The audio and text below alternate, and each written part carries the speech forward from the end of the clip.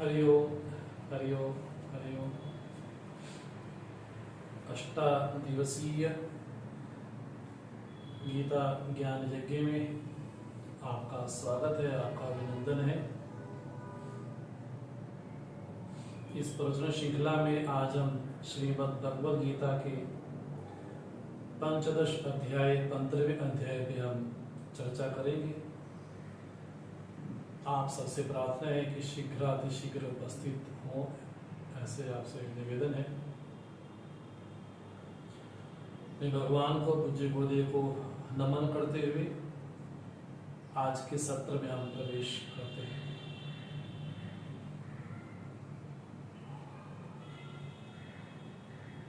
ओम सहना भवतु सहनौ भुनक्तु सह वीर्यं कर्वावहै तेजस्विनावधीतमस्तु मा विद्विषावहै। ओम शांति शांति शांति। समस्त जन कल्याणे निरतं करुणामयं नमामि चिन्मयं देवं सद्गुरुं ब्रह्मविद्वरं सदाशिवसमारम्भां शङ्कराचार्यमध्यमाम् अस्मदाचार्यपर्यन्तां वन्दे गुरुपरम्परां वन्दे गुरुपरम्परां।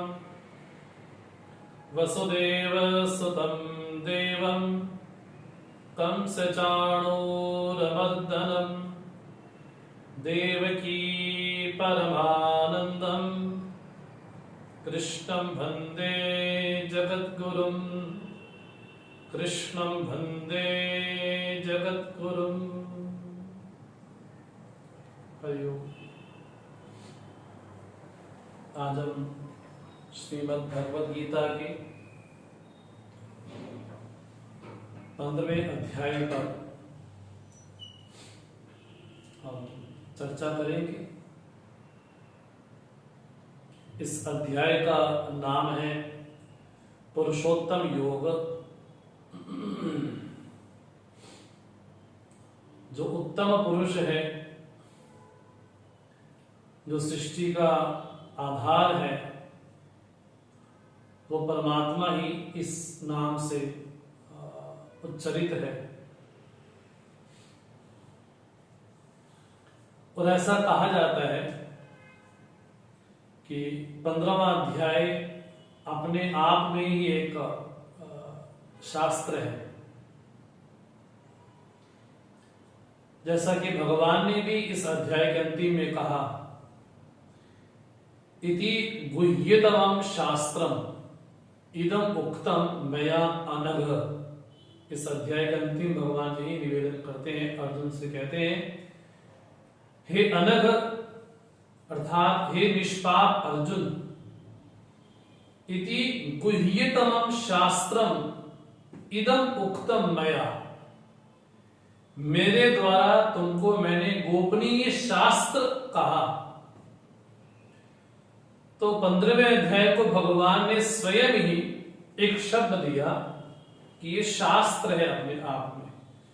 जो हमारे ऊपर शासन करे वो शास्त्र है। जब भगवान शंकराचार्य जी ने इस पे भाष्य लिखा गीता पे, तो भगवान भाष्यकार भी यही कहते हैं, शंकराचार्य जी, समस्त वेदार्थ सार संग्रह भूतम गीता शास्त्रम।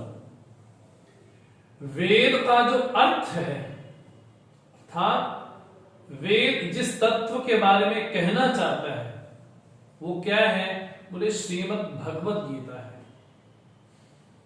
जब शंकराचार्य जी भगवान स्वयं में कहते हैं समस्त वेदार्थ सार संग्रह भूतम गीता शास्त्र, ये गीता अपने आप में एक शास्त्र है। जो कि वेदांत में नहीं अपितु वेद का जो अर्थ है, वेद जिस बात को कहना चाहता है, किस बात को कहना चाहता है, तो बोले श्रीमद् भगवद गीता में स्पष्ट होता है कि वेद का वास्तविक अर्थ क्या है।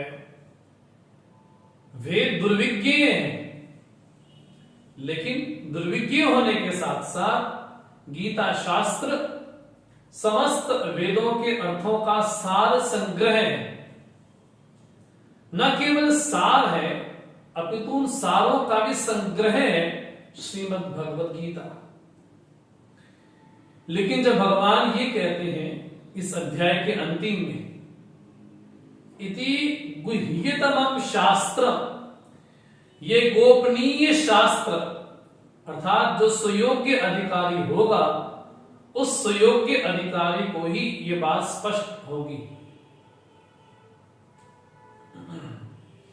इस अध्याय में जो विशेष वर्णन है वो वर्णन है 4 वस्तुओं का। वो चीजें हमारे चित्त में स्पष्ट हो। जीव, जगत, जगदीश्वर और ब्रह्म तत्व। संपूर्ण 15वें अध्याय को अगर बड़े संक्षेप में समझना हो, अगर बड़े संक्षेप में कहना हो कि 15वें अध्याय में किसका विशेष वर्णन है, तो 4 शब्द आते हैं। जीव, इस अध्याय में वर्णन होगा जीव का। दूसरा जगत का, जगत वास्तव में क्या है। तीसरा जगदीश्वर का, और चौथा ब्रह्म तत्व का। उदाहरण के लिए हम इस चीज को ऐसा समझ सकते हैं, उदाहरण के लिए, केवल एग्जांपल के लिए इसको समझा जाए। एक होता है ग्राउंड, है ना। उस ग्राउंड में एक खेलने वाली टीम रहती है और एक जो फील्डिंग करती है एक वो टीम होती है। वो तीसरा एम्पायर होता है और चौथा ग्राउंड होता है। बोले जीव कौन है, बोले जो बैटिंग करता है वो जीव है, और जब बॉलिंग करता है वो जगत है। जगत हमारे सामने नई नई परिस्थितियों को फेंकता है, तो ना चाहते हुए भी हमें उस स्थिति को स्वीकार करना पड़ता है, हमें खेलना पड़ता है। तो जगत हमको अच्छी बुरी चीजें, अनुकूल प्रतिकूल परिस्थितियां हमारे सामने फेंकता है, तो हम अपने सामर्थ्य के अनुसार हम प्रतिक्रिया करते हैं। तो जो खेलने वाला है वो तो जीव स्थानीय हो गया, और जो खिलाने वाला फील्डर है वो जगत स्थानीय हो गया। लेकिन दोनों का निर्णय कौन करता है, बोले जगदीश्वर करता है। अब मानो कि मन हुआ कि खेलने वाली टीम कहे कि हमको नहीं खेलना है, तो बोले जो फील्डर है बोले हमको भी नहीं खेलना है, तो एम्पायर क्या बोलेगा, फिर मैं यहां पर क्या करूं बैठ करके। लेकिन तीनों के जाने के बाद भी एक वस्तु वहां पर रहती है, वो क्या है, बोले ग्राउंड है। वो तीनों के होने के बाद भी ग्राउंड था, वो तीनों के ना होने के बाद भी ग्राउंड था। तो ब्रह्म कौन है, बोले स्टेडियम के समान है, ग्राउंड के समान है। एम्पायर कौन है, जगदीश्वर है। जगत कौन है, बोले खेलने जो फील्डिंग करती है वो टीम है। और जीव कौन है, बोले जो खेल रहा है। इस पूरे अध्याय को हम समझ सकते हैं। इस अध्याय में जो वर्णन आएगा वो आएगा जीव का, जगत का, जगदीश्वर का और ब्रह्म तत्व का। जिस अधिष्ठान तत्व में ये तीनों के तीनों अपना रंग दिखाते हैं उसका वर्णन आएगा। 15वें अध्याय में मानो कि संपूर्ण भगवत गीता आकर के समाप्त हो जाती है। एक ये भी मत है कि 15वें अध्याय पर आकर के संपूर्ण गीता समाप्त हो गई है। उसके बाद जो 3 अध्याय बचते हैं श्रीमद् भगवत गीता के 16, 17, 18, वो श्रीमद् भगवत गीता का परिशिष्ट है।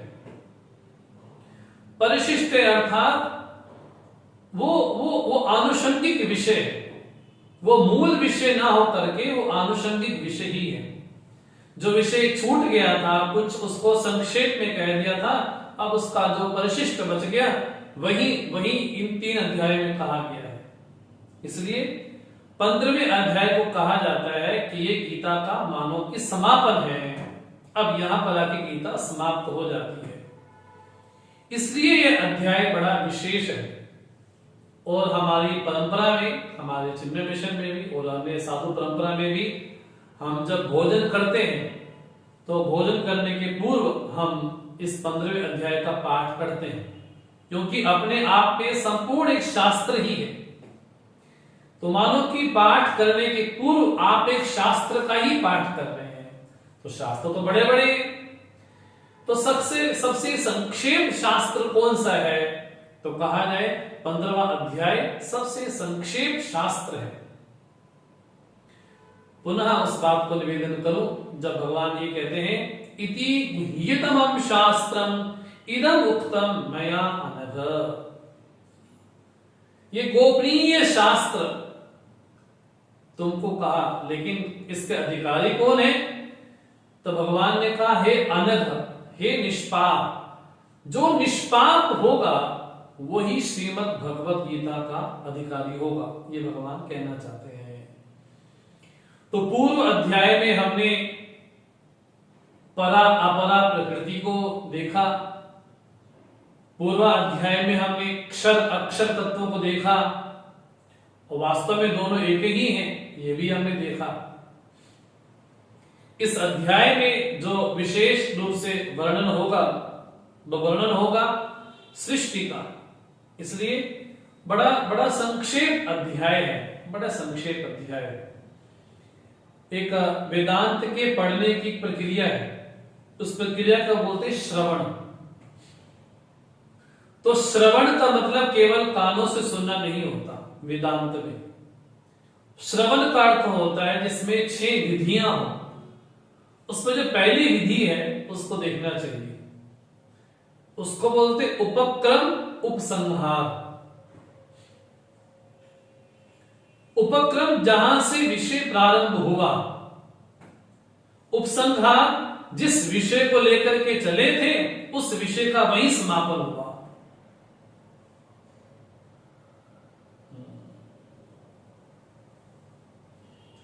प्रभु प्रतिपाद्य राम भगवाना। बोले रामचरित मानस में किसका वर्णन है ना? बोले वर्णन किसका? बोले राम जी का ही वर्णन है। तो हम ये कह सकते हैं कि उपक्रम की दृष्टि से, उपसंहार की दृष्टि से भी दोनों में एकता है। जैसे कई लोग कहते हैं कि श्रीमद् भगवत गीता का उपक्रम है शरणागति। जब अर्जुन ये कहते हैं शिष्यस्तेहम शाधि माम त्वाम प्रपन्नम, मैं आपकी शरण में आया हूं तो शिष्य भाव स्वीकार करता हूं, तो शरणागति से गीता प्रारंभ हुई। ये गीता का उपक्रम है जहां से गीता प्रारंभ हुई। और गीता समाप्त होती है कहां? जब भगवान गीता के अंतिम अध्याय में कहते हैं सर्वधर्मान परित्यज्य माम एकम शरणम व्रज। तो शरण शब्द उपसंहार है गीता का, और उपक्रम गीता का है प्रपन्न शरणागति। तो उपक्रम हुआ शरणागति, उपसंहार हुआ शरणागति। तो गीता प्रारंभ कहां से हुई? शरणागति से प्रारंभ होकर के शरणागति पे समाप्त हुई। तो कुछ लोग ये कहते हैं श्रीमद् भगवत गीता के बारे में, कुछ लोग कहते हैं कि नहीं, गीता कर्म से प्रारंभ हुई और कर्म पे आके समाप्त हो गई। जैसा अर्जुन जब ये कहते हैं धर्म सम्मूढ़ चेता, मैं धर्म के विषय में मूढ़ नहीं सम्मूढ़ हो चुका हूं, अर्थात कर्तव्य के विषय में मैं मूढ़ हो चुका हूं। तो गीता का उपक्रम यहां से हुआ और गीता का उपसंहार हुआ जब अर्जुन ये कहते हैं करिष्ये वचनम तव, मैं आपके वचनों का पालन करूंगा, तो कर्म से प्रारंभ हुई और कर्म में ही समापन हुई। इसलिए उपक्रम उपसंहार की दृष्टि से भी गीता का श्रवण किया जाए। जब इस अध्याय को हम पढ़ते हैं तो पहला जो शब्द है पहले अध्याय का, भगवान कहते हैं यह तम वेद स वेदविद, जो उसको जानता है वो वेदविद है, अर्थात वेद को जानने वाला वही है। यहां से यह अध्याय प्रारंभ हुआ और समापन हुआ इस अध्याय के अंतिम श्लोक में, जो भगवान कहते हैं स सर्वविद भजति। पहला शब्द है वेदविद, अंतिम शब्द है सर्वविद, जो वेद को जानने वाला है अर्थात वही सब कुछ जानने वाला है। वेद को जानने वाला है अर्थात मुझे जानने वाला, जो मुझे जानता है वो सर्वज्ञ, ऐसा भगवान कहते हैं स सर्वविद भजति माम। तो जो वेदविद है वास्तव में वही सर्वविद भी है। तो उपक्रम की दृष्टि से, उपसंहार की दृष्टि से इस अध्याय को देखना चाहिए। तो जैसा मैंने निवेदन आपसे किया कि 15वें अध्याय पे आकर के श्रीमद् भगवत गीता समाप्त हो जाती है, एक ऐसा मत है। और बाकी जो 3 अध्याय हैं वो विशेष रूप से वर्णन है परिशिष्ट का। तो कुल इस अध्याय में 20 श्लोक है, बड़ा छोटा अध्याय कहा जाता है श्रीमद् भगवत गीता में। दो ही बड़े संक्षेप वाले अध्याय हैं, एक 12वां अध्याय और दूसरा 15वां अध्याय। तो बड़ा छोटा अध्याय होने के नाते इसमें जो विषय भी हैं बड़े बड़े प्यारे विषय हैं। इसमें प्रथम श्लोक से लेकर के 30वें श्लोक तक 3 श्लोक तक जो वर्णन है वो वर्णन है सृष्टि का। पूरी भगवत गीता में अगर हमको ये कहा जाए कि गीता के अनुसार सृष्टि क्या है, जो क्रिएशन कह सकते हैं, गीता के अनुसार, श्रीमद् भगवत गीता के अनुसार सृष्टि की क्या व्याख्या है, सृष्टि को क्या समझा जाए, तो प्रथम 3 श्लोकों में भगवान ने जो वर्णन किया है वो वर्णन किया है सृष्टि का। और 4, 5, 6 चौथे श्लोक से लेकर के 6ठे श्लोक तक जो वर्णन है वो वर्णन है मुक्ति का, जहां भगवान ये कहते हैं तद्धाम परमम मम, वो मेरा परम धाम है। तो भगवान ने मुक्ति की व्याख्या की, मोक्ष की व्याख्या की। और 7वें श्लोक से लेकर के 11वें श्लोक तक जो वर्णन आता है वो आता है जीव का। भगवान की दृष्टि में जो जीव की यात्रा है वो कैसे होती है, तो भगवान ने 7वें श्लोक से लेकर के 11वें श्लोक तक जीव की व्याख्या की, जीव की यात्रा की व्याख्या की। और 12वें श्लोक से लेकर के 15वें श्लोक तक भगवान ने बड़े संक्षेप में विभूति का वर्णन किया। जैसे हमने 10वें अध्याय में भगवान के विस्तार से विभूतियों का दर्शन किया, अब इस अध्याय में भी भगवान 12वें श्लोक से लेकर के 15वें श्लोक तक बड़े संक्षेप में अपनी विभूति का वर्णन करते हैं। और फिर 16वें श्लोक से लेकर के 19वें श्लोक तक एक विषय आता है ईश्वर का, ईश्वर कर्म का। और 20वें श्लोक में इस अध्याय की स्तुति की गई। तो हम देखते हैं इस अध्याय में सृष्टि का भी वर्णन है, इस अध्याय में मुक्ति का भी वर्णन है, इस अध्याय में जीव का भी वर्णन है, इस अध्याय में ईश्वर का भी वर्णन है, और इस अध्याय में भगवान की दिव्य विभूतियों का भी वर्णन है। तो बड़ा संक्षेप वाला अध्याय, इसलिए केवल इस अध्याय का नाम जरूर हम कहते हैं पुरुषोत्तम योग है, लेकिन हर अध्याय में जो विषय होते हैं वो बटे होते हैं अलग अलग। जैसे हम चौथा अध्याय देखें तो चौथे अध्याय में भगवान ने ब्रह्म विद्या की स्तुति भी की है, और भगवान ने अवतार के बारे में भी कहा है। भगवान ने जो 4 वर्ण हैं उन 4 वर्णों की व्यवस्था के बारे में भी कहा है, और भगवान ने जो 12 प्रकार के यज्ञ हैं उन यज्ञों का भी वर्णन भगवान ने किया। तो भले इस अध्याय का नाम कोई और हो, लेकिन अध्याय के अंदर ही विषय दर विषय बदलते चले जाते हैं। तो इस अध्याय में जीव का, जगत का, जगदीश्वर का और ब्रह्म तत्व का, इन चारों का वर्णन इस अध्याय में आता है। तो बड़ा संक्षेप वाला अध्याय है और गीता का समापन वाला अध्याय भी है, और शास्त्र में ये अपने आप में संपूर्ण एक शास्त्र भी है। तो शास्त्र मन में भाव रख करके इस अध्याय का हमको अध्ययन करना चाहिए, पठन पाठन श्रवण करना चाहिए। तो भगवान प्रथम श्लोक अपने मुखारविंद से कहते हैं,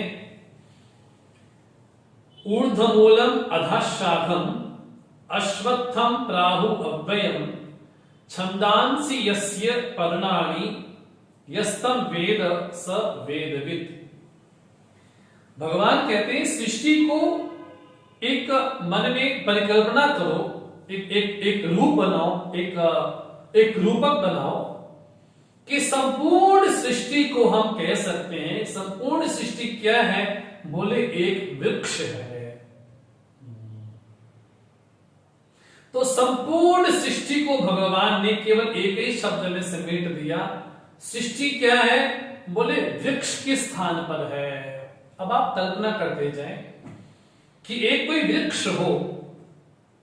अब वृक्ष है तो उसकी टहनियां भी होंगी, है ना, उसकी जड़ें भी होंगी, उसके पत्ते भी होंगे, फूल भी होंगे, शाखाएं भी होंगी। तो आप मन में ऐसी परिकल्पना करें कि एक ऐसा वृक्ष है। लेकिन भगवान जो यहां पर कहते हैं कि वो वृक्ष की विशेषता कैसी है, तो भगवान कहते हैं ऊर्ध्वमूलम अधः शाखम।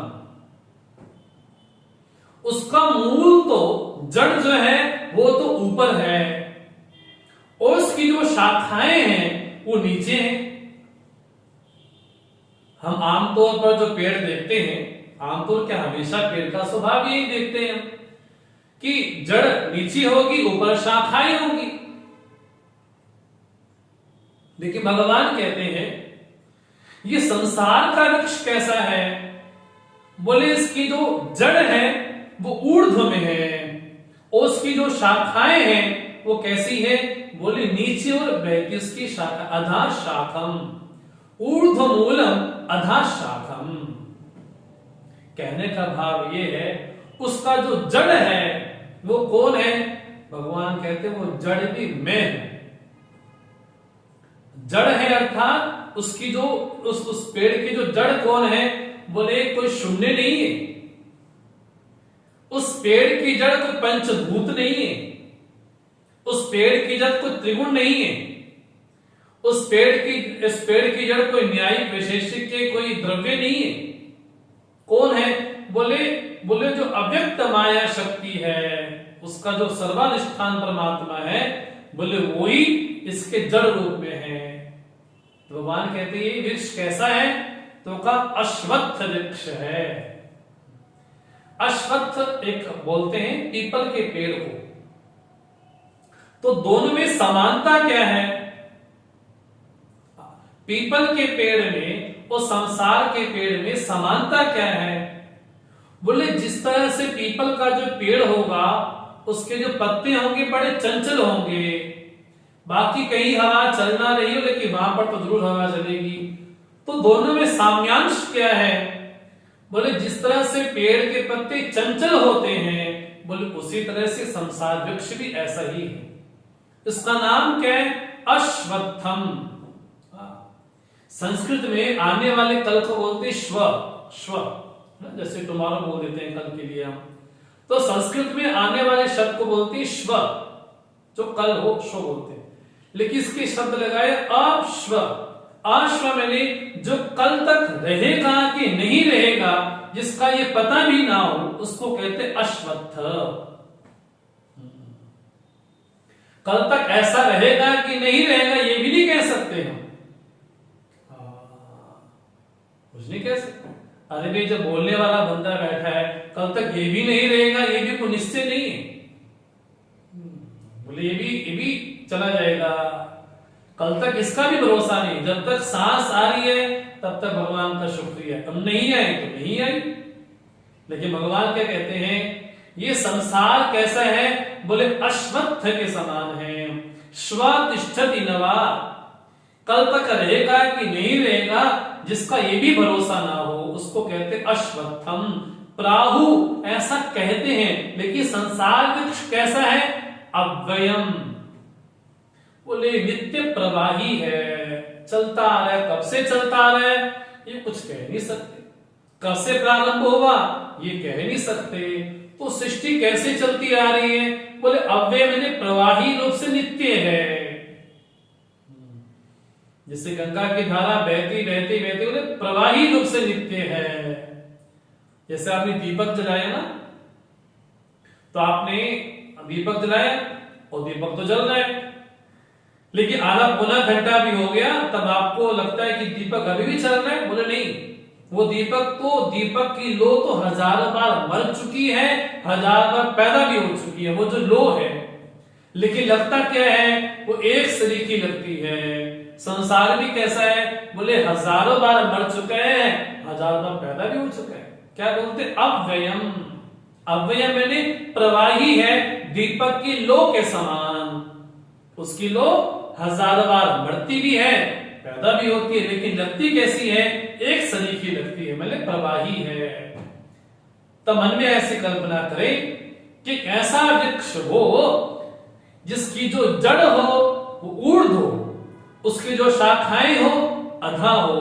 तो ऊर्ध्व मूलम अधा शाखम अश्वत्थम प्राहु अव्ययम, इसको कहा गया ये अव्यय मैंने प्रवाही रूप से नित्य है। अब आप कल्पना करें कि पेड़ तो हो लेकिन उसमें पत्ते ना हो तो व्यक्ति बड़ा भयंकर और डरावना लगेगा, बहुत भयानक लगेगा वो पेड़। यदि उस पेड़ के पत्ते ना हो तो उस पेड़ की शोभा होती है वस्त्रों के कारण। हाँ जी, वस्त्र मैंने पत्तों के कारण। अगर इस पेड़ पे पत्ते नहीं होंगे, हाँ जी, तो पेड़ बड़ा विभत्स लगेगा, बड़ा भयानक लगेगा, बड़ा ऐसा भयानक लगेगा कि व्यक्ति को देखने का मन ही ना करे। भगवान क्या बोलते हैं? ऊर्ध्वमूलम अधशाखम, इसका जो संसार वृक्ष का जो मूल है वो ऊर्ध्व की ओर है।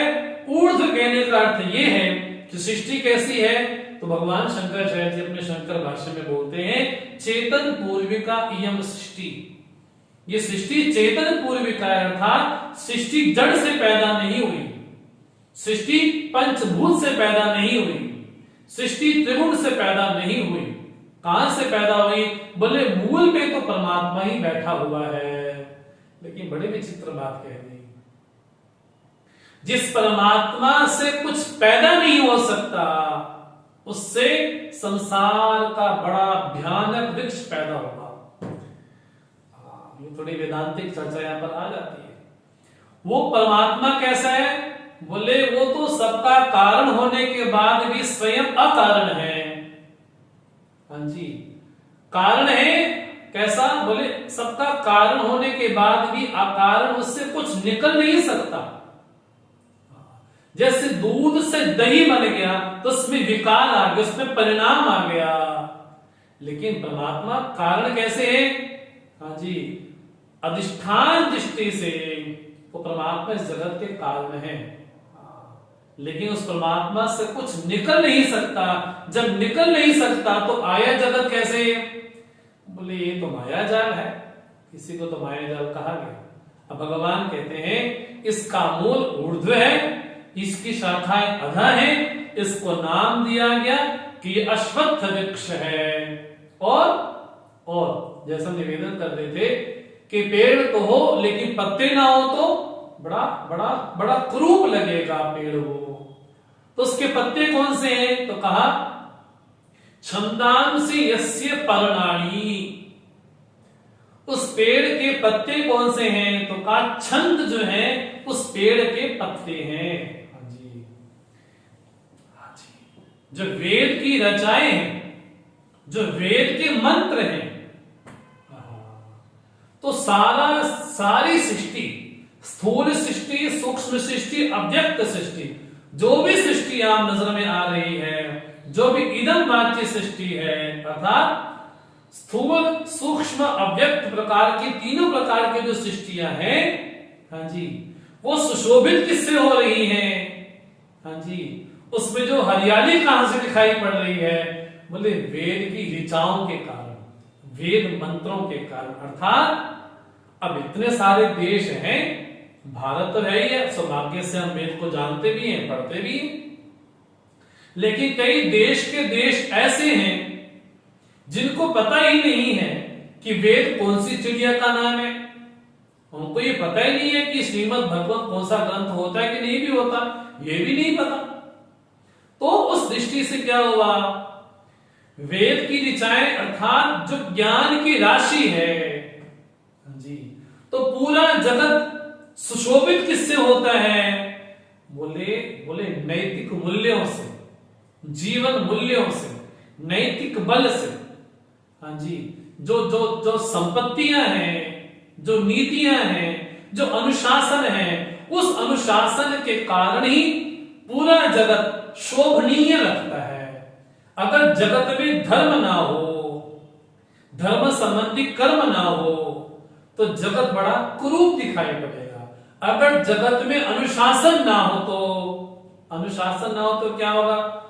खाओ पियो मारो काटो, बोले यही जीवन होगा। बोले संसार वृक्ष शोभनीय किससे होता है? बोले पत्तों से। पत्ते कौन से? बोले ज्ञान के जो मंत्र हैं, अर्थात जो ज्ञान की राशियां हैं, अर्थात जो हमारे महापुरुषों ने हम पे कृपा करके जो ज्ञान की राशि दी है, अर्थात जो अनुशासन दिया है, और कितने संत भारत में भी हुए, बाहर भी हुए, तो उन्होंने कई भाषाओं में उस वैदिक धर्म को बतलाया है। तो वैदिक धर्म, सनातन धर्म इस वेद वृक्ष की शोभा है। अगर वैदिक धर्म ना हो, अगर सनातन धर्म ना हो, तो इस संसार वृक्ष बड़ा बड़ा विचित्र लगेगा, बड़ा क्रूप लगेगा। इसलिए भगवान कहते हैं इस वृक्ष को जो जानता है, कैसे? मूल के सहित जो जानता है, वास्तव में वही वेदविद है, वास्तव में वही वेद के सही अर्थ को जानने वाला है। तो ये भी जाने कि सृष्टि का मूल कारण शून्य नहीं है, जो ये जाने सृष्टि का मूल कारण परमात्मा है, जो ये जाने जिस परमात्मा से कुछ निकल नहीं सकता, जो ये जाने कि शाखाएं ऐसी हैं, जो उस पेड़ में जो पत्ते हैं उन पत्तों को भी जो जानने वाला हो, अर्थात ज्ञान राशि को भी जो जानने वाला हो, उस व्यक्ति को भगवान ने कहा यहां तम वेद स वेदविद। जो उस वृक्ष को ऐसा जानता है, भगवान कहते हैं स वेदविद, वास्तव में वही वेद को जानता है। और जो ऐसा नहीं जानता, वो नहीं जानता। तो भगवान ने पहले श्लोक में वर्णन किया ऊर्ध्व अधः शाखा। अब भगवान थोड़ा उसी जो सृष्टि प्रकरण है उसको थोड़ा आगे लेके चलते हैं। भगवान कहते हैं अब वृक्ष की थोड़ी और शोभा सुनो, कैसी है? अधश्च ऊर्ध्वम प्रस्थिता तस्य शाखाः। हाँ जी, पहले भगवान ने कहा था कि शाखाएं नीचे हैं, अब भगवान क्या कहते हैं? उसकी शाखाएं कैसी हैं? अधा भी है, ऊर्ध्व भी है। कभी कभार क्या होता है, टहनी नीचे आकर के फिर ऊपर चली जाती है ना? तो भगवान क्या बोलते हैं? इस पेड़ की, इस संसार रूपी वृक्ष की जो शाखाएं हैं वो कैसी हैं? अधः च ऊर्ध्वम प्रस्थिताः तस्य शाखाः। उस वेद की, उस संसार वृक्ष की जो शाखाएं क्या हैं? बोले ऊपर भी है, नीचे भी है। ऊपर मैंने ब्रह्मलोक है, स्वर्गलोक है, बोले इंद्रादि लोक है, बोले वहां पर भी लोक है। अधा मैंने जो पश्चिमादि लोक है। तो उन देवताओं की अपेक्षा हम अधा हैं, हमारी अपेक्षा वो ऊर्ध्व है। ऊर्ध्व मैंने ऊपर, अधा मैंने नीचे। तो ऊर्ध्व की अपेक्षा अधा नीचे होगा, हमारी अपेक्षा हमारी दृष्टि से वो ऊर्ध्व हुआ, हमारे से भी निम्न योनियां भी है।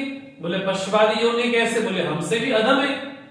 तो देव शरीर हमसे श्रेष्ठ है। वो कैसा है? बोले भू भुवा स्वा महा जना तपा सत्यम, ये 7 लोग कहे गए। हाँ जी। तो ब्रह्मा जी भी इस लोक में बैठे होंगे। अरे अनंत ब्रह्मांड है तो अनंत ब्रह्मांड अनंत सृष्टि भी होगी। अब राम जी के तो कितने रोम हैं, जितने रोम हैं उतने ब्रह्मांड भी हैं। और जितने ब्रह्मांड होंगे वहां पर कोई ना ब्रह्मा जरूर बैठा होगा। भगवान कहते हैं संसार की जो शाखाएं कैसी हैं? बोले ऊर्ध्व भी हैं और अधा भी हैं, ऊपर भी है नीचे भी है, अर्थात मनुष्य लोक भी है, अतल वितल तलातल सातल तलातल पाताल लोक भी है, पशुवादी योनियां भी है। तो पशु हमसे अधा हुए, उनकी अपेक्षा ऊर्ध्व हुए, हमारी अपेक्षा देवलोक ऊर्ध्व हुआ, उनकी अपेक्षा हम अधा हुए। तो भगवान क्या कहते हैं? तस्य शाखा प्रसृता, उस वेद उस पेड़ की शाखाएं कैसी है? बोले फैली हुई हैं। कहां कहां? अधः ऊर्ध्वं च, नीचे भी है और ऊपर भी है। भगवान इतना बड़ा वृक्ष है, कितना बोले स्थूल सूक्ष्म अव्यक्त प्रकार की जो सृष्टियां हैं, कितना विस्तार होगा, कितनी आकाश गंगाएं होंगी, कितनी गैलेक्सी होगी, कितना विस्तार है भगवान सृष्टि का। तो भगवान एक बात बतलाओ, इतना बड़ा संसार वृक्ष है, इसको ये खाद पानी कहां से मिलता है? खाद पानी मिलेगा तभी तो बढ़ेगा ना। तो खाद पानी कहां से मिलता है? तो भगवान कहते गुण प्रवृद्धा। अभी हम 14वां अध्याय पढ़ करके आए, तो भगवान ने 3 गुणों का वर्णन किया है वहां पर। तो भगवान कहते हैं संसार रूपी वृक्ष को जो खाद पानी मिलती है वो कहां से मिली? तो कहा 3 गुणों के कारण ही, सत्वगुण रजोगुण तमोगुण के कारण। हाँ जी। तमोगुण का कितना विस्तार है सृष्टि में, उस तमोगुण के कारण हमारा शरीर पैदा हुआ। उन 3 गुणों से ही ये पंचभूतात्मक सृष्टि बनी। हाँ जी। एक तो सूक्ष्म भूत है, एक स्थूल भूत है। बोले पंचभूतात्मक सृष्टि कैसी है? बोले कितना विस्तार है सृष्टि का। सृष्टि में जो भी कुछ दिखाई पड़ रहा है, जो भी कुछ, सब 3 गुणों का विस्तार ही है बस। भगवान तो अगले 18 में यही कहेंगे, भगवान सृष्टि में जो भी कुछ दिखने में आ रहा है, हाँ जी, दिव्या देवेश पुनः, बोले कहां से आ रहा? बोले 3 गुणों का विस्तार ही पूरी सृष्टि है। जिसको कहा गया त्रिगुणात्मक माया। भगवान कहते हैं किसी संदर्भ में ये भी एक मूल की तरह है। तो संसार वृक्ष हो गया ऊर्ध्व अधा, अधा ऊर्ध्व, इसकी शाखाएं हो गई। और खाद पानी कहां से मिलता है? 3 गुणों के कारण। बोले कितने बड़े बड़े ऋषि हुए, कितने बड़े बड़े आविष्कार हुए, कितने बड़े साइंटिस्ट हुए। बोले कैसे कर लेते हैं? सत्वगुण से संपन्न होके करते। सत्वगुण से संपन्न होकर के बड़े बड़े आविष्कार किए। कितने बड़े महापुरुष हुए, उन्होंने बड़े बड़े प्रकल्प चलाए। हाँ जी। तो रजोगुण है, रजोगुण का इतना विस्तार होगा, इतना विस्तार होगा कि किसी जमाने में लोग बड़ा परिहास करते थे कि हवाई जहाज नाम की कोई चीज होती नहीं। लेकिन अब तो 200-300 लोगों को आकाश में लेके उड़ता है। ये क्या है? बोलिए सत्वगुण रजोगुण तमोगुण का ही विस्तार होता चला जाता है। कहा इतने विशाल सागर में इतने बड़े बड़े वो क्या नाम जहाज चलते हैं। ये किसका परिणाम है? गुण प्रवृद्धा। हाँ जी। बोले कितने बड़े बड़े यंत्र हैं सृष्टि में, इनको बनाने वाला कौन है? बोले मनुष्य। उसमें शक्ति कहां से आई? हाँ जी, गुण प्रवृद्धा। इन गुणों के कारण अर्थात त्रिगुणात्मक के कारण ही सृष्टि में मनुष्य न जाने क्या क्या कर देता है। तो उनके कारण ही ये संसार रूपी वृक्ष फल फूल रहा है। भगवान आपने कहा कि सृष्टि है ऐसी, सृष्टि वृक्ष के समान है। और वृक्ष की विशेषता क्या होती है? बोले वृक्ष की विशेषता यही होती है कि वो कितनी ऋतु आए जाए कोई फर्क नहीं पड़ता उसको, वो उसके पत्ते नहीं रहेंगे, लेकिन कटेगा नहीं। कटेगा कब? बोले जब उसको कुल्हाड़ी से काटा जाएगा तभी कटेगा, बस। बोले संसार को वृक्ष क्यों बोलते हैं? वर्षनाथ वृक्ष, इसकी उत्पत्ति कही गई। जिसको काटा जाए उसको वृक्ष कहते हैं। तो जिस तरह से सांसारिक वृक्ष अपने आप नहीं गिरता, उसको काटना पड़ता है, बोले इसको भी काटना पड़ता है, इसको वृक्ष बोलते हैं। भगवान आपने ये तो बतलाया इसकी शाखाएं ऊपर नीचे फैली हुई हैं और 3 गुणों के कारण ही बढ़ता बढ़ता बढ़ता रहता है और कितना विशाल होता चला जाता है। देखिए भगवान, पेड़ होता है, शाखाएं होती हैं, शाखाओं में जड़ होती है, खाद डाली जाती है। भगवान इसमें पत्ते क्या होते हैं? छोटी छोटी कोपले क्या है? बोले विषय प्रवाला। बोले 5 जो विषय है ना, शब्द रूप रस गंध स्पर्श, बोले कहने को तो शब्द है, लेकिन शब्द के भी असंख्य असंख्य असंख्य रूप हैं। रूप है तो रूप के भी असंख्य असंख्य रूप हैं, उन रूपों की गणना नहीं की जा सकती। रस है तो रस के भी असंख्य रूप हैं, हाँ जी। गंध है तो गंध भी असंख्य है, स्पर्श है तो स्पर्श भी असंख्य है। तो संसार का जो वृक्ष है उसकी जो नई नई कोपले हैं, हाँ जी, वो कोपले क्या है? बोले विषय प्रवाला। जो शब्दारी विषय है ये मानो किस पेड़ की कोपले हैं। बड़ा प्यारा वृक्ष बतला रहे हैं आप। मान रुको। अधस्थ मूलानि अनुसंततानि, बोले यहां पर भी मूल नीचे भी है। कौन सा?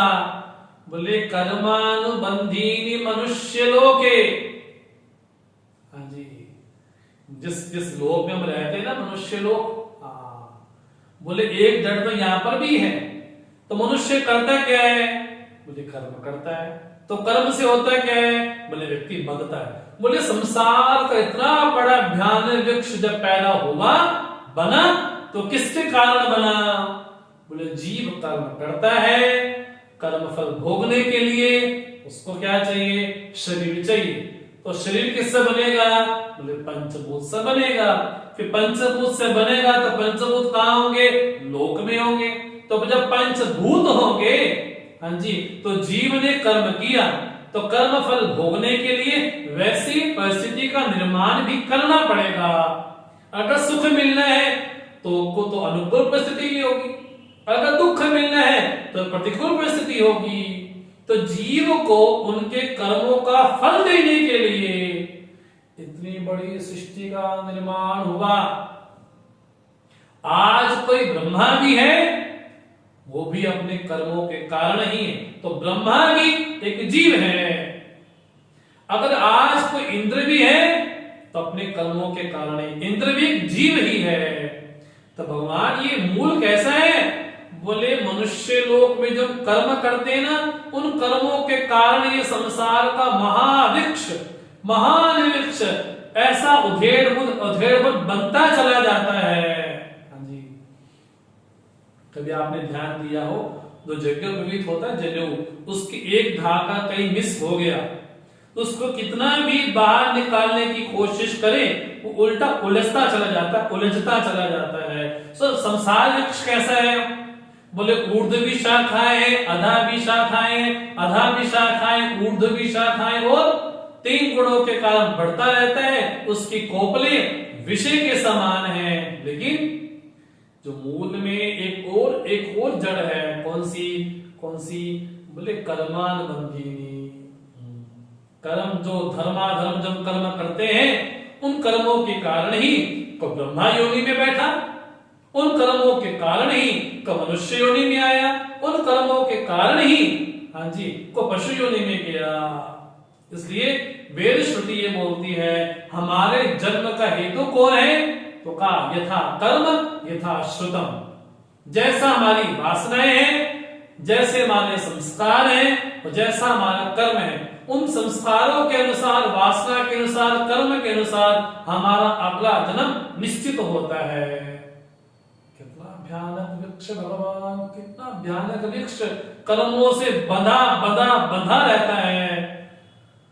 भगवान इतना भयानक आपने वृक्ष बतलाया, इसको तो कैसे काटे हम, बड़ा भयानक वृक्ष है। भगवान ने इतना बड़ा पहाड़ बनाया, अब भगवान हल्की सी ईंट खिसका देते हैं, इसको वेदांत में बोलते हैं अध्यारोप अपवाद। हाँ जी, हाँ जी। पहले तो वस्तु को बिल्डिंग बना दी, ये बनाया ये बनाया ये बनाया, बोले बन गया तो उसको नीचे से हटा दो। भगवान जब हटाना ही था तो बनाया क्यों? इसलिए दिखाया कि सृष्टि का कारण तत्व मैं हूं और मैं तुमसे जुदा नहीं हूं, मैं और तुम दोनों एक ही हूं। इस बात को बदलाने के लिए भगवान ने कहा कि संसार वृक्ष ऐसा है। हाँ जी, मानो कि ईंट है, हाँ जी, उस पे कोई कागज का कुछ रखा, हमने गत्ता रखा, बढ़ते बढ़ते बढ़ते बढ़ते बढ़ते बिल्डिंग बन गई। तो भगवान कितना सुंदर लगे, उस पे पेंट किए, है ना, वहां पेंट किया, वहां पेंट किया, वहां बनाया, वहां बनाया, ये मेरा घर, वो तेरा घर, वो तेरा घर, वो मेरा घर। भगवान ने चुपके से क्या किया, उस ईंट को ही हटा दिया। अब क्या हो गया, सारा सारा बनाया धराशायी हो गया। भगवान क्या बोलते हैं, इतना भयानक वृक्ष दिखाई पड़ता है ना, वास्तव में वृक्ष है ही नहीं। हाँ, बोले वृक्ष नाम के कुछ है ही नहीं। क्या? न रूपम अस्य इह तथोपलभ्यते, नान्तो न चादिर न च संप्रतिष्ठा। भगवान न रूपम अस्य इह उपलभ्यते, जैसा दिखाई पड़ता है वास्तव में वैसा है नहीं। कब?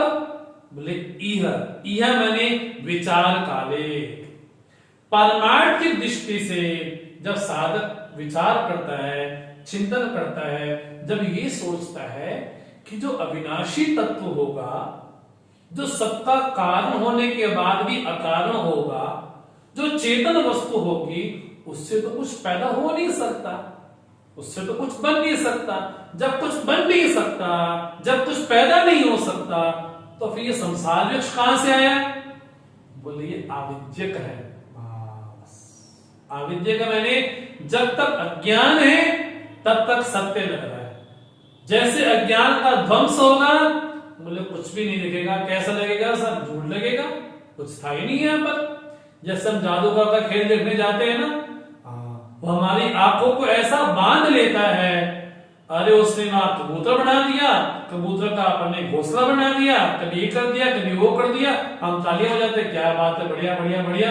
लेकिन वास्तव में वहां पर तो कुछ था ही नहीं। तो वैसे ही भगवान क्या बोलते हैं, न रूपम अस्य इह तथा उपलभ्यते, न अंतः न च आदि, इसका न आदि है न अंत है। संसार कब समाप्त होगा पता नहीं, इसका लय स्थान कहां है पता नहीं, ऊर्ध्व कहां से है पता नहीं। और और तो भगवान कह देते हैं न च संप्रतिष्ठा, ये कहीं है भी नहीं। भगवान है ही नहीं तो दिखाई पड़ रहा है, तो क्या करें? जो दिखाई पड़ रहा है तो अज्ञान काल में ही दिखाई पड़ेगा। जब तक आत्मा के विषय में, स्वरूप के विषय में अज्ञान है, तब तक जगत सत्यवत प्रतीत होगा। हाँ जी, लेकिन जैसे ही स्वरूप का ज्ञान होता है, जैसे स्वरूप की प्राप्ति होती है, तब ये कहता है कि कुछ बना बना कुछ भी नहीं है, ये सब झमेला ही है, बस कुछ नहीं है।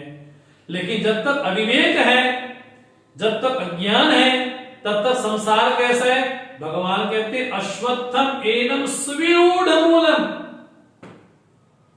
हे अश्वत्थ है, इतना होने के बाद भी अर्जुन इसकी ऊर्ध्व अधा शाखाएं भी हैं, गुणों से बढ़ता चला जाता है, विशेष के प्रवाल हैं, कोपले हैं, कर्मों से बंधा रहता है। इसके बाद भी अर्जुन मैं कहता हूं ये अश्वत्थ है। अश्वत्थ मैंने कल तक रहेगा कि नहीं रहेगा ये भी नहीं भरोसा है, लेकिन सुविरूढ़ मूलम, जब तक अज्ञान है, अविवेक है, तब तक कैसा लगता है इसका मूल कैसा है, बड़ा बंधा हुआ है, सुविरूढ़ मूलम। भगवान इतना भयानक वृक्ष है, इसको कैसे काटे हम? बोले शस्त्र लेकर के आओ। क्या क्या? बोले भगवान तलवार लेके आओ। बोले हाँ तलवार लेकर के आओ। कौन सी तलवार? असंग शस्त्रेण, असंगता रूपी शस्त्र के द्वारा। असंगता, भगवान कहते हैं असंग शस्त्रेण दृढ़ेन चित्वा, असंग शस्त्र के द्वारा काट करके। अभी काम पूरा नहीं हुआ, काटने हैं अभी तो। जो अहम है, अहम और इदम, इन दोनों के कारण क्या आई? बोले ममता आई। अहम इदम मम इदम, बोले मेरा है, वो मेरा है, वो मेरा है, वो वस्तु मेरी है। जैसे राम जी ने लक्ष्मण जी से कहा ना, जब लक्ष्मण ने पूछा कि प्रभु माया किसको बोलते हैं, तो राम जी ने बड़ा बड़ा प्यारा शब्द कहा, मैं और मोर तोर तय माया। बोले मैं और मेरा, तू और तेरा, यही माया है। बोले वस्तु मेरी है वो ममता हो गई, ये संबंधी मेरा है तो ममता हो गई। जहां ममत्व आया, जहां हमने इदम को पकड़ा, वह ममता आई। जब ममता आई, हाँ जी, फिर उसका संयोग बना रहे, बना रहे, बना रहे, इसके साथ मेरा वियोग ना हो। अरे भैया सृष्टि में ऐसे कोई वस्तु है ही नहीं। संयोग तो हुआ हो लेकिन वियोग ना हो। अरे और तो छोड़े, हमारा इस शरीर के साथ संयोग हुआ है तो समय पाकर के इसके साथ वियोग भी हमारा होगा।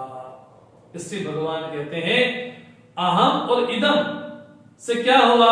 बोले ममता बनी। ममता से क्या हुआ? ये वस्तु मेरी है, इसको कुछ छुए ना। ये घर मेरा है, इसको कुछ छुए ना। हाँ जी, ये संबंधी मेरा है, इसको कुछ छुए ना। तो ममता हो गई। ममता भी दो तरह की होती, एक होती वैध ममता, एक होती अवैध ममता। जो वस्तु मेरी है ही नहीं उस पर कब्जा कर लेना, ये अवैध ममता है। जो मुझे कर्मानुसार प्राप्त हुई वो तो वैध ममता है। लेकिन भगवान क्या बोलते हैं? असंगता जीवन में लेकर के आओ। असंगता मैंने बोले किसी के जाने से आने से प्रभावित ना होना, सुख से दुख से प्रभावित ना होना, मान अपमान से प्रभावित ना होना। तो क्या करे? बोले भगवान कहते संसार रूपी वृक्ष को काटने के लिए असंगता रूपी शस्त्र लेकर के आओ। असंगता से इस वृक्ष को काटो। बोले काम हो गया? बोले नहीं, अब तो काम शुरू हुआ। जैसे ही संसार रूपी वृक्ष को हमने काटा तो काम क्या शुरू हुआ? बोले अब तो काम करने योग्य है। बोले क्या? जैसे ही असंगता रूपी शस्त्र से, जैसे निसंगता से चित्त में असंगता आए, असंगोहम असंगोहम असंगोहम पुनः पुनः, बोले चित्त में असंगता आए, वस्तु के प्रति, संबंधों के प्रति संग ना हो। भगवान आगे कहने वाले असंगता रूपी शस्त्र के द्वारा इस संसार विवेश को काट के क्या करें? अगला बोलते हैं भगवान, ततः पदम तत्परिमार्गितव्यम यस्मिन् गताना निवर्तन्ति भूयः तमेव चाद्यं पुरुषं प्रपद्ये यतः प्रवृत्ति प्रसिता पुराणी। ततः पदम, तथा मैंने उसके बाद, किसके बाद? जैसी असंगता रूपी शस्त्र से इस संसार विश्व को काटा तो काटने के बाद क्या करें? तथा मैंने उसके बाद क्या करें? तत्पदम परिमार्गितव्यम, उस पद का अन्वेषण करें, अनुसंधान करें, अन्वेषण करें, खोजें। किसको? स्वयं को। वो कैसा तत्व है? यस्मिन् गतः नानिवर्तन्ति भूयः, जहां जाने के बाद पुनः वापस नहीं आना पड़ता, उस पद का अन्वेषण करे अर्थात श्रवण करे। कैसे करे? जब असंगता रूपी शस्त्र के द्वारा संसार वृक्ष को काट दिया, तब जाके उस मार्ग का अन्वेषण करे। कैसे करे? तो बड़ा प्यारा शब्द भगवान कहते हैं, उस परमात्मा के प्रति शरणागत हो जाए, समर्पित हो जाए। कैसे? तम एव चाद्यम पुरुषम प्रपद्ये, आद्यम पुरुषम अहम प्रपद्ये, उस परमात्मा के प्रति मैं शरणागत हूं।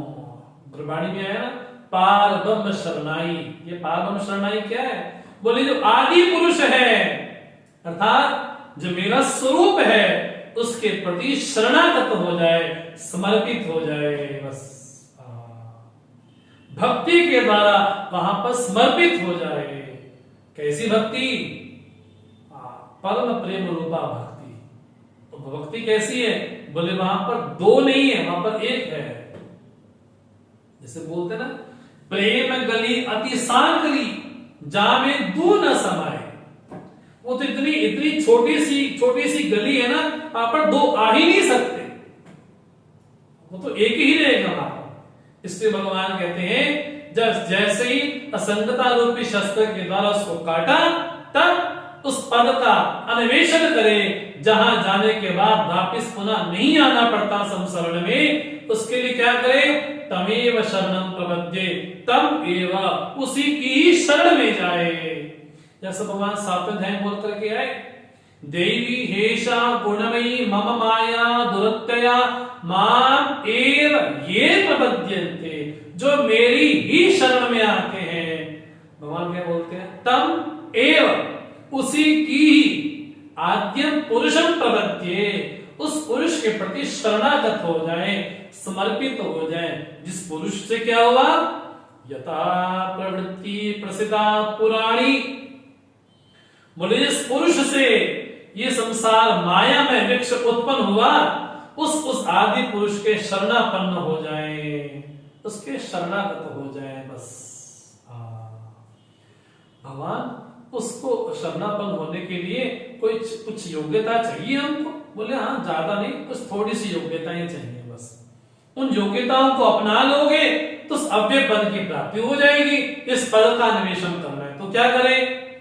तो भगवान यहाँ पर 5 चीजें बोलते हैं जो उस पद को प्राप्त कर सकता है। कौन?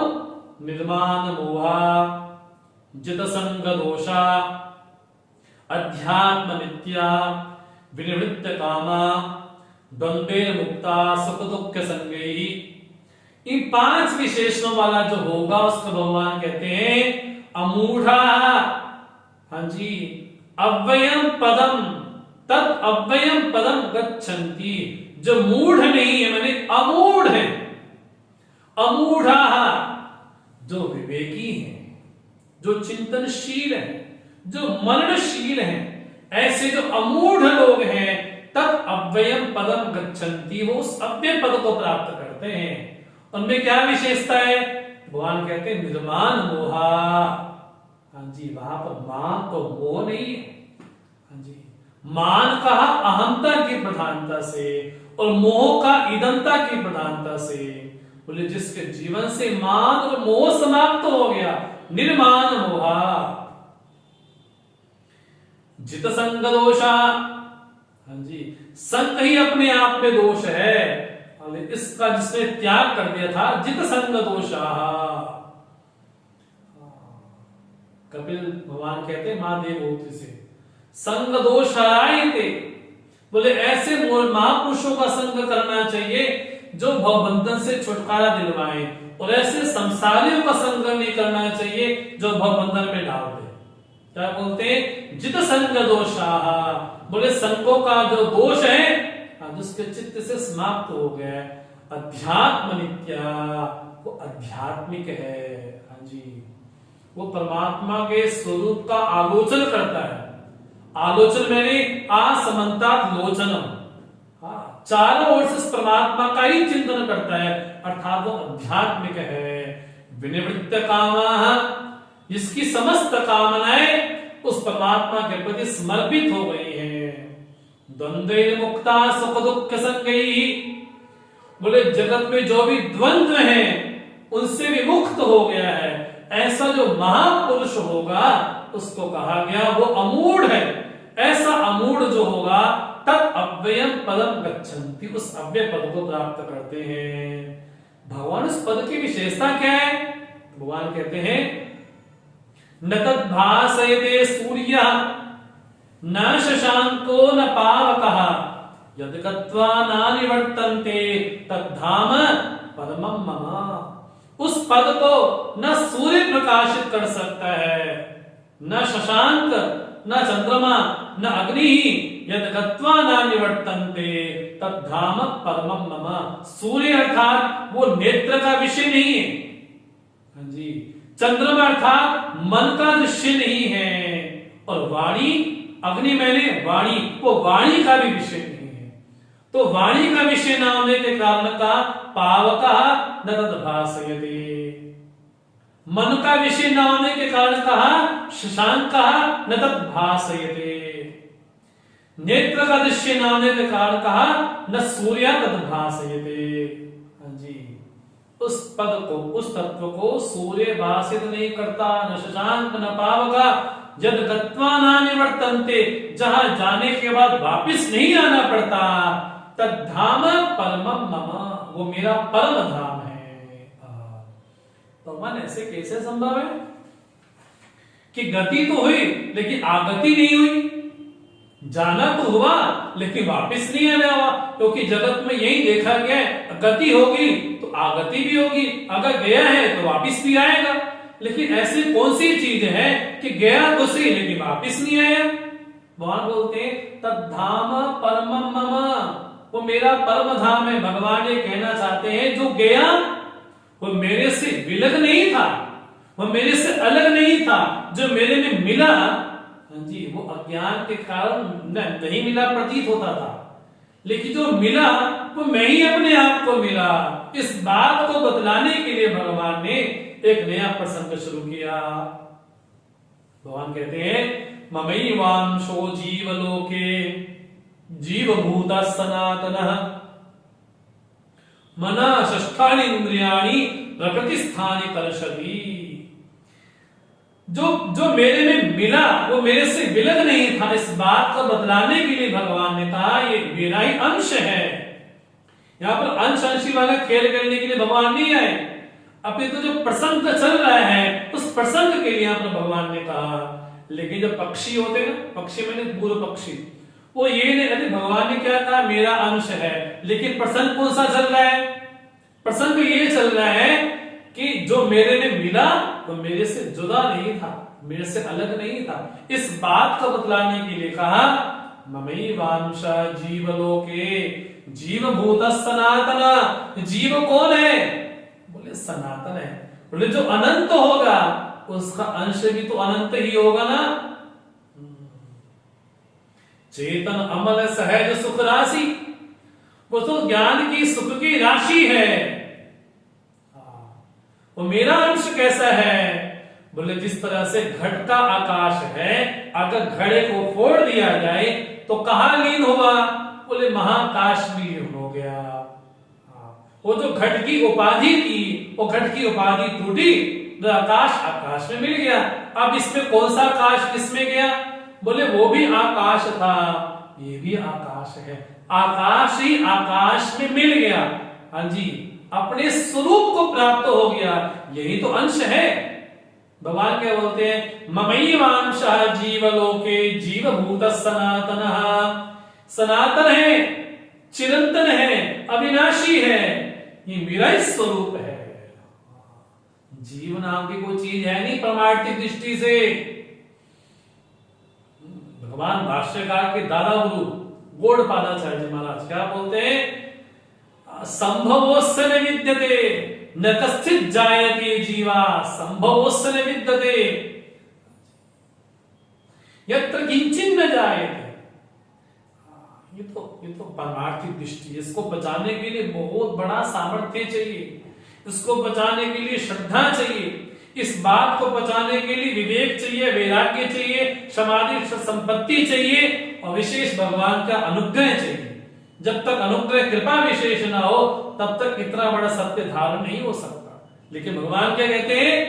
जिस तरह से घटाकाश महाकाश में लीन हो गया। बोले घड़े में भी स्पेस है और बाहर भी स्पेस है। घड़े को तोड़ दिया जाए तो घड़े का जो स्पेस होगा वो बाहर के स्पेस से एक रूप हो गया। बोले क्या है? बोले जीव का मेरे से मिलना ऐसा ही है। बस जहां उपाधि टूटी, जहां जीवो हम शरीरो हम मनुष्यों की उपाधि टूटी, उपाधि टूटते ही ये आकाश उस आकाश में एक रूप हो गया। बोले यही एकत्व है, लेकिन परमार्थ की दृष्टि से। लेकिन अगर अपने आप को विकारी समझे, जन्मने मरने वाला समझे, संसारी समझे तो क्या होगा? बोले यात्रा शुरू है, फिर तो चली ही रही यात्रा। वही परमात्मा ही जीव है, लेकिन अज्ञान के कारण, अविद्या के कारण, अपने कर्मों के कारण, अपने संस्कारों के कारण, वासना के कारण ये जन्म जन्मांतर में संसार में भ्रमण करता रहता है और भ्रमण ही करता रहता है। कैसे? मना षष्ठानि इंद्रियाणि प्रकृतिस्थानि कर्षति।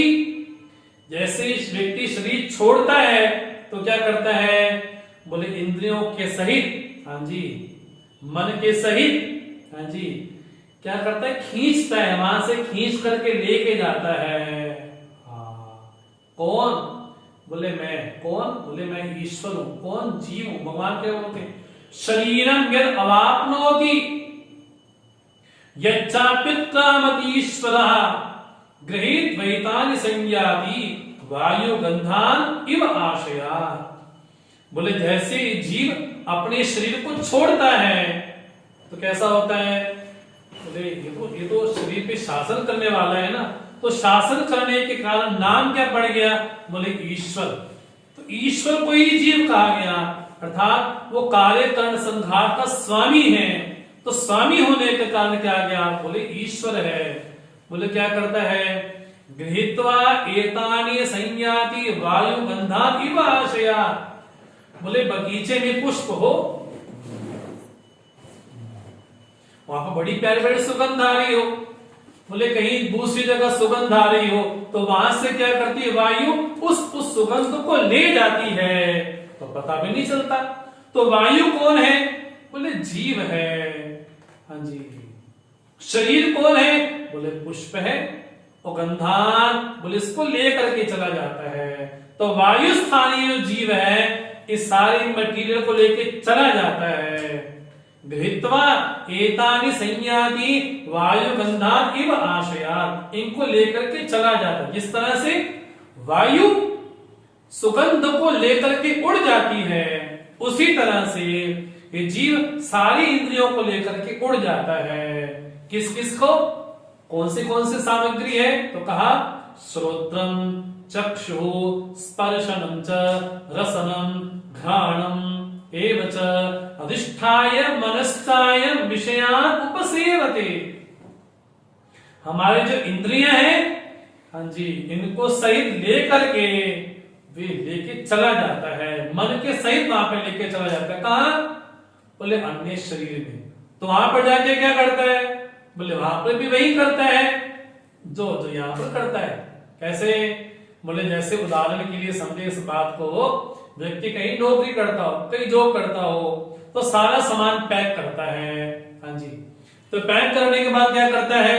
हाँ जी, फिर समेटता है। मानो कि 1 साल 2 साल 3 साल वहां पर रहा, तो 2 साल रहने के बाद क्या हुआ? बोले जहां जहां सामान लगाया था अब दोबारा से पैकिंग कर दी। अब पैकिंग जब कर दी तो सामान पैक हो गया। और सामान पैक होने के बाद बोले अगले घर में जाएंगे, तो अगले फ्लैट में जाएंगे तो क्या करेंगे? जो जो सामान था क्या किया? बोले ये सामान यहाँ फिट कर देंगे, यहाँ फिट कर दे, वहां फिट कर दे। तो क्या होगा? बोले उन इंद्रियों को लेकर के आया, उन संस्कारों को लेकर के आया, उन वासनाओं को लेकर के आया। जब वहां से लेकर के आया अगले शरीर में क्या करेगा? बोले वहां पर भी क्या करेगा? बोले विषयान् उपसेवते, वहां पर विषय भोगों को भोगेगा। इस तरह से भ्रमण चलता ही रहेगा। लेकिन जो मूड है वो नहीं देख पाएंगे, लेकिन जिनके पास ज्ञान दृष्टि है वो ये समझ पाएंगे कि जब तक उपाधि है तब तक संसरण है, उपाधि का जब तक नाश नहीं हो जाता तब तक यात्रा ऐसी चलती रहती है। तो भगवान कहते हैं यत्न करने के बाद भी जितंता योगिनश्चैनं पश्यन्ति आत्मनि अवस्थितं इदंतोपि अकृतात्माना नैन पश्यन्ति अचेतसा। यत्न करने के बाद भी, लेकिन कैसे? अकृतात्मा। अकृतात्मा मैंने बोले यत्न तो कर रहे हैं, लेकिन लेकिन लेकिन अंतःकरण मन कैसा है? सुसंस्कृत नहीं है, पवित्र नहीं है। तो कैसा है? बोले सुसंस्कृत ना होने के कारण कैसा हो रहा है? अकृतात्माना। बोले कितने सालों से हम सुन रहे हैं, कुछ हो ही नहीं रहा है। हम 10 साल से 20 साल से गीता को पढ़ रहे हैं, कुछ हो ही नहीं रहे। भाई यत्न तो हो रहा है, लेकिन गलती कहां हो रही है? गलती एक जगह हो रही है। कहां? अकृतात्मा। अकृतात्मा मैंने यत्न तो कर रहे हैं, लेकिन मन को सुसंस्कृत नहीं किया, मन को अनुशासित नहीं किया, मन को अलंकृत नहीं किया, मन को सुशोभित नहीं किया। तो सुशोभित ना होने के कारण क्या हो गया? बोले अचेतसा एनम न पश्यन्ति। जो अचेतस मैंने जो अविवेकी हैं, जो अज्ञानी हैं, वो इसको नहीं देख पाते। तो भगवान ने कहा कि मैं ही सृष्टि को धारण करने वाला हूं। अब भगवान बोलते हैं, यहां पर भगवान अपनी दिव्य विभूतियों को बोलते हैं। क्या? यदादित्यगतं तेजः जगद्भासेते किलम् यच्चन्द्रमसि यच्चाग्नौ तत्तेजो विद्धि मामकम्। हे अर्जुन, जो आदित्य में तेज है, हाँ जी, जो अनुग्राहक है, जैसे सूर्य उदित होता है ना, तो क्या होता है? सब अपने काम पे लग जाते हैं। तो सूर्य में जो अनुग्राहक तत्व है, जो तेज है, वो भगवान बोलते हैं यद आदित्यगतं तेजा जगत भासते अखिलम जगत भासेते। पूरे जगत को भासित भी करता है, जो चंद्रमा भी करता है, अग्नि भी करती है। वो जो तेज है, वो तेज मैं ही हूं। तत्तेजः मामकं विद्धि। वो तेज मुझे ही समझो, ऐसा भगवान ने कहा। अब भगवान बड़े संक्षेप में अपनी विभूतियां गिनाते हैं। भगवान ये कहना चाहते हैं, जो मेरे में लीन हुआ वो मेरे से जुदा नहीं है, मेरे से अलग नहीं है, मेरे से विलग नहीं है। भगवान दिव्य विभूतियों को बोलते हैं, गामा विश्वच भूतानि धारयामि अहम ओजसा पुष्णामि चौषधि सर्वा सोमो भूत्वा रसात्मकः। गाम आविश्य भूतानि धारयामि अहम ओजसा। हाँ जी, अपने बल के द्वारा। बल कैसा है? जो काम राग से विवर्जित भगवान का बल है, उस बल के द्वारा गाम आविश्य पृथ्वी को मैं धारण करता हूं।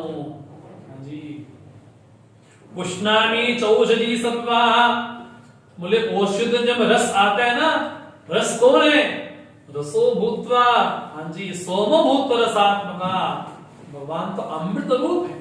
इस पे जो औषधि है वो करती क्या है? दो औषधि दोषनापन करती है और गुणाधान करती है। जो दोष है उसको निकाल करके जो गुण है वो बिठा देती है। भगवान कहते हैं कि जो औषधि में रस आ रहा है ना, वो रस कौन है? रस भी मैं ही हूं। सोम भूत्वा रसात्मका। भगवान तो यहां तक बहुत बड़ी बात बोल देते हैं, अहम वैश्वानरो भूत्वा प्राणिनां देहमाश्रिता प्राणापान समायुक्तः पचामि अन्नम चतुर्विधम। मैं ही समस्त भूतों में बैठ करके, हाँ जी, वैश्वानर बन करके, प्राण अपान से युक्त हो करके, मैं ही 4 प्रकार का अन्न मैं ही ग्रहण करता हूं। भगवान ये कहना चाहते हैं कि हमारी जो विखराग्नि है ना, हाँ जी, वो यज्ञ वेदी है। वहां पर करते क्या है? वहां पर आहुति डालते हैं। कौन सी? प्राणाय स्वाहा, अपानाय स्वाहा, व्यानाय स्वाहा, समानाय स्वाहा, उदानाय स्वाहा। भगवान कहते हैं यदि हमारा शरीर यज्ञ वेदी है, उस यज्ञ वेदी में औषधि कौन सी डाले?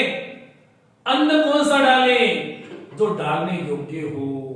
भगवान इंडायरेक्टली ये कहना चाहते हैं, जो हम अभक्ष्य भोजन करते हैं, जो मांस इत्यादि हम खाते हैं, भगवान क्या बोलते हैं? बोले वहां पर तो मैं बैठा हूं। जब वहां पर मैं बैठा हूं, हाँ जी, तो मुझे क्या ग्रहण किया जाए?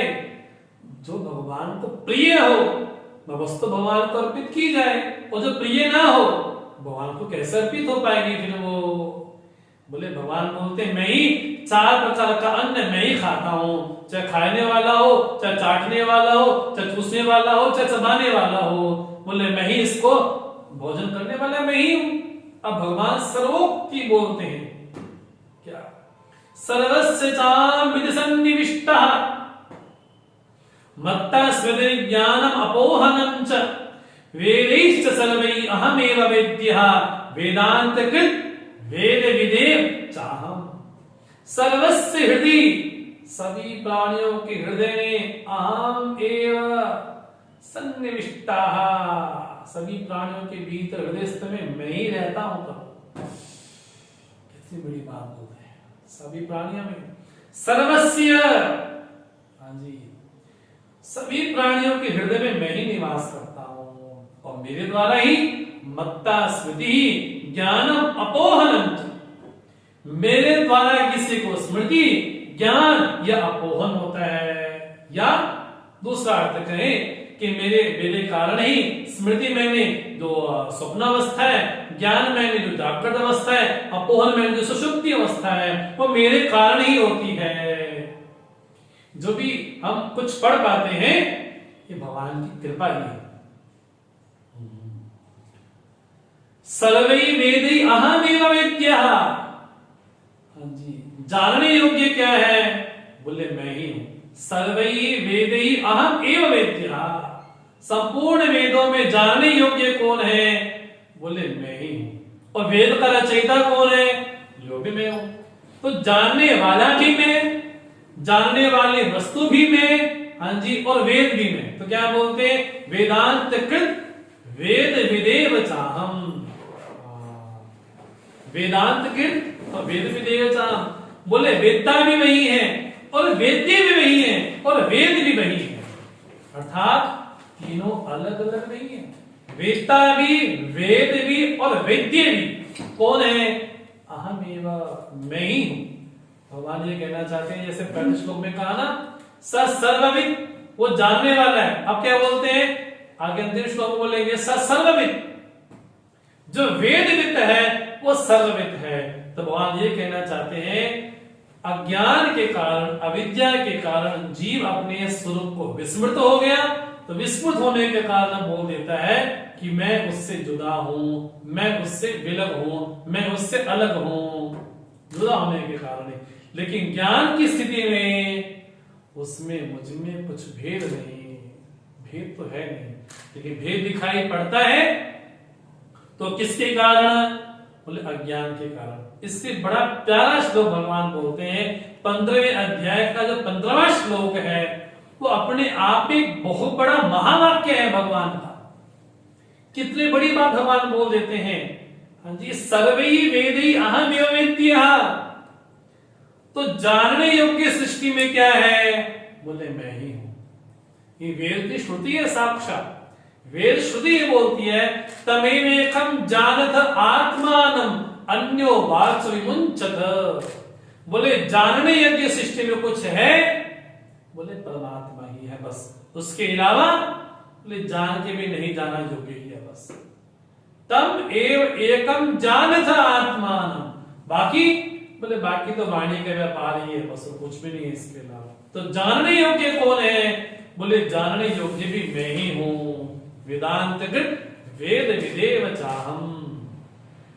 भगवान ने पहले प्रसंग किया था अक्षर अक्षर का, थोड़ा प्रसंग भगवान में ही लेके आगे चलते हैं।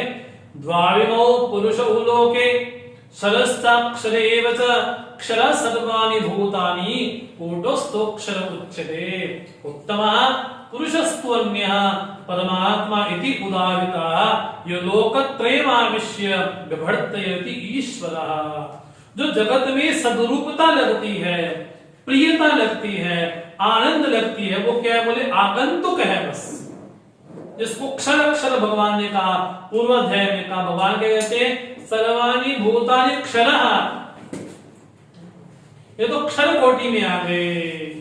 अक्षर कौन है, तो जो कूटस्थ है, जिसको हम कह लेते हैं माया बीज है, वो माया शक्ति है, वो अव्यक्त माया है, वो कूटस्थ अक्षर उच्चते। उत्तमा पुरुषत्व अन्य, जो सर्वाधिष्ठान कौन है, बोले वही परमात्मा है। वो क्या करता है, ये लोकत्रयम आविश्य विभर्तयति ईश्वरः, हाँ जी, इन तीनों लोगों को आकृष्ट करके वही परमात्मा ही इस पे शासन करता है, वो जगत से विलक्षण है। इसलिए क्या बोलते हैं, यस्मात् क्षरम अतीतो हम अक्षरादपि चोत्तमः अतो अस्मि लोके वेदे च प्रथिता पुरुषोत्तमः। इसलिए मैं अक्षर से अतीत हूं, इसलिए मेरा नाम क्या हो गया जगत में, लोक में मेरा नाम क्या हो गया, वेद में मेरा नाम क्या हो गया, बोले पुरुषोत्तम। बोले सर्वाधिष्ठान होने के कारण कहा गया वो पुरुषोत्तम है। अब भगवान समाप्ति करते हैं इस अध्याय की। भगवान क्या बोलते हैं, यो माम एवं असम्मूढ़ जानाति पुरुषोत्तमं स सर्वविद भजति माम सर्वभावेन भारत। प्यारा श्लोक भगवान बोलते हैं, हे भारत, यो माम एवं असम्मूढ़ जानाति पुरुषोत्तमं, जैसा मैंने अभी बतलाया है उस क्रम के अनुसार, मनमाने ढंग से नहीं, जैसा मैंने कहा है इस रूप में मुझे जो पुरुषोत्तम जानता है, किस रूप में, जो सर्वाधिष्ठान है, जो व्यक्त अव्यक्त से भी अतीत है, जो अक्षर अक्षर से भी अतीत है, हाँ जी, जो माया शक्ति से भी अतीत है, हाँ जी, हाँ जी, उस रूप में जो मुझे जानता है, भगवान कहते हैं स सर्वविद भजति मां सर्वभावेन भारत। हे भारत, हे ज्ञान में रमन करने वाले, हाँ जी, वो सभी भावों से मेरा ही भजन करता है, वो सर्वज्ञ है, वो सर्वविद मां भजति, वो मेरा ही भजन करता है। फिर उस महापुरुष का भजन भी कैसा होगा, संपूर्ण चित्त को समर्पित करके भगवान का ही भजन करता है, सर्वभावेन भारत। अब भगवान कहते हैं इस प्रकार, इति गुह्यतमं शास्त्रम इदम उक्तम मया नघ एतद् बुद्ध्वा बुद्धिमान् स्यात् कृतकृत्यश्च भारत। भगवान बार बार भारत भारत बोलते हैं, ज्ञान में रमन करने वाले भारत। इति गुह्यतमं, ये बड़ा गोपनीय शास्त्र, हाँ जी, हाँ जी, कैसा है, अत्यंत गोपनीय शास्त्र। क्या बोलते हैं, हे अनघ, हे अपाप, हे निष्पाप, मया मया मया उक्तम, मैंने क्या कहा है, इति गुह्यतमं शास्त्रम, बड़ा गोपनीय शास्त्र में तुमसे कहा है, एतद् बुद्ध्वा, इसको जान करके क्या होगा, कृतकृत्यश्च भारत। कृतकृत्य मैंने जो करना था वो कर लिया। लोग क्या बोलते हैं, ये तो कृतकृत्य हो गए। कृतकृत्य मैंने जो करना था, जो प्राप्त करना था, प्राप्त कर लिया। भगवान बोलते हैं एतद् बुद्ध्वा, इसको जान करके ही व्यक्ति मुक्त हो सकता है। भगवान ने अपनी मुक्ति का जो हेतु बतलाया, कारण बतलाया, किसको बतलाया, ज्ञान को। बस ये बात कभी विस्मृत नहीं होनी चाहिए। बुद्धा मैंने जान करके क्या हो गया, जान करके क्या कृतकृत्य हो गया। ये भगवान का पुरुषोत्तम योग है।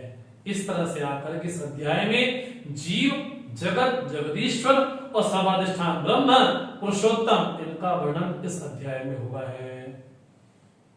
तो समय का ध्यान रखते हुए हम सत्र को यही विराम दें। आपने बड़े ध्यान से, एकाग्रता से सुना, उसके लिए आपका बड़ा बड़ा साधुवाद, धन्यवाद। कल हम आगे 16वें अध्याय में हम चर्चा करेंगे। तब तक के लिए आपसे आज्ञा चाहते हैं। ओम पूर्णमदः पूर्णमिदं पूर्णात् पूर्णमुदच्यते पूर्णस्य पूर्णमादाय पूर्णमेवावशिष्यते। ओम शांति शांति शांति। हरि ओम। श्री गुरुभ्यो नमः। हरि ओम।